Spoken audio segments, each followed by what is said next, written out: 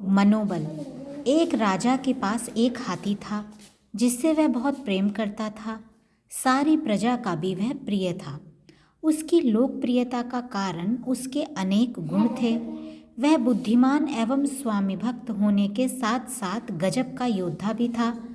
अनेक युद्धों में उसने राजा को विजयी बनाया था। अब यही हाथी धीरे धीरे बूढ़ा हो चला था। उसका शरीर शिथिल हो गया, जिससे वह युद्ध में जाने लायक नहीं रहा।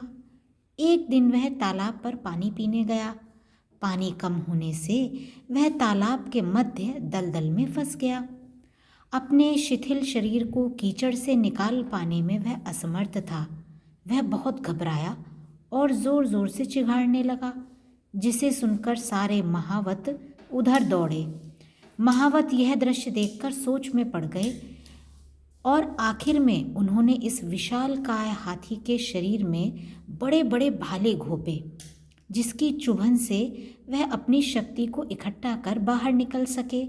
परंतु उन भालों की चुभन से उसे बहुत पीड़ा हुई और उसकी आंखों से अश्रुधारा प्रवाहित होने लगी।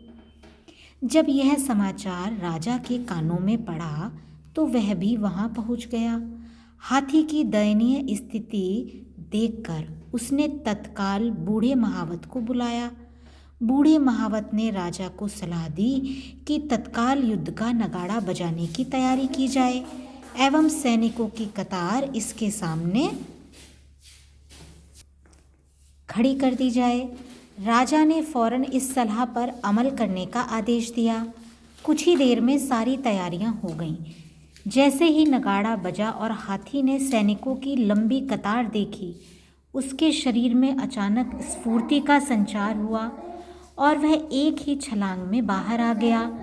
नगाड़े की आवाज़ सुन वह भूल गया कि वह बूढ़ा है, कमज़ोर है और कीचड़ में फंसा है। नगाड़े की आवाज़ ने उसके सुप्त मनोबल को जगा दिया।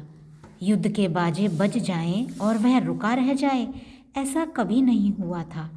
सच ही कहा गया है कि जीवन में मनोबल ही श्रेष्ठ है।